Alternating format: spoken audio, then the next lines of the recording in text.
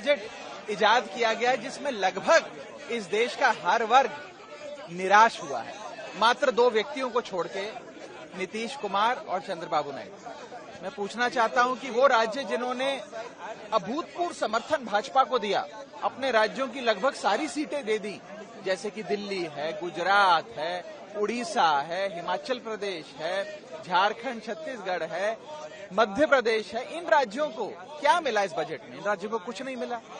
और जिन राज्यों ने भाजपा को इतना समर्थन नहीं दिया, या जिन राज्यों के समर्थन से सरकार मुश्किल से चल पा रही है, जैसे कि बिहार और आंध्रा, उनको सब कुछ लुटा दिया गया। तो इससे तो यही सार मिलता है कि जो राज्य भाजपा को कम वोट देता है उसे ज्यादा दिया जाएगा, तो आगे के लिए सीख ले लीजिए। और दूसरी चीज, जहां तक एक आम नागरिक की बात है, इसमें कोई दो राय नहीं है, आपका इकोनॉमिक सर्वे भी, CMI की रिपोर्ट भी, और जितने भी ये एजेंसीज हैं, इनकी जो भी सालाना रिपोर्ट्स आती हैं, साफ बताती हैं कि इस देश में आय तो बढ़ नहीं रही, लेकिन महंगाई बढ़ती जा रही है।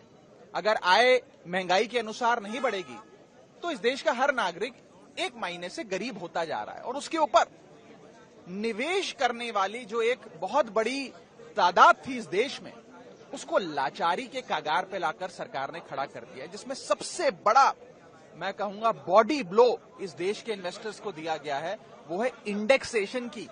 जो लाभ आपको दिया जाता था वो आपसे छीन लिया। इंडेक्सेशन छीनना इन्वेस्टर्स पे टैक्स लगाना नहीं, इन्वेस्टर्स को पीनलाइज करने जैसा है। आप इंडेक्सेशन रिमूव करके एक महीने में इन्फ्लेशन पे भी टैक्स ले रहे हैं। यानी कि आज तक आप खाने की कोई वस्तु खरीदें, कोई सुविधा खरीदें या इनकम कमाएं, उस पर तो टैक्स देते थे। अब आप महंगाई, जो इन्फ्लेशन बढ़ रही है, उस पर भी टैक्स दे रहे हैं, क्योंकि आपसे इंडेक्सेशन की जो एक लाभ आपको दिया गया था वो आपसे सरकार ने छीन लिया है। तो कुल मिलाकर इस बजट ने लगभग हर तबके को नाराज किया है। सर, दिल्ली के हिस्से में क्या है? दिल्ली के हिस्से में खास तौर पे, दिल्ली वो राज्य जो शेयर इन सेंट्रल टैक्सेस में लाखों करोड़ों रुपए केंद्र सरकार के खजाने में जमा कराता है, दिल्ली वाले जमा कराते हैं, उनका शेयर इन सेंट्रल टैक्सेस जो उन्हें मिलना चाहिए, उसके लिए कुछ भी नहीं मिला। वो 20 साल से जितनी राशि मिलती थी, करीब 350-400 करोड़ मिलती है, बस उतनी ही मिलती है। एक फूटी कौड़ी का भी इजाफा उसमें नहीं किया गया।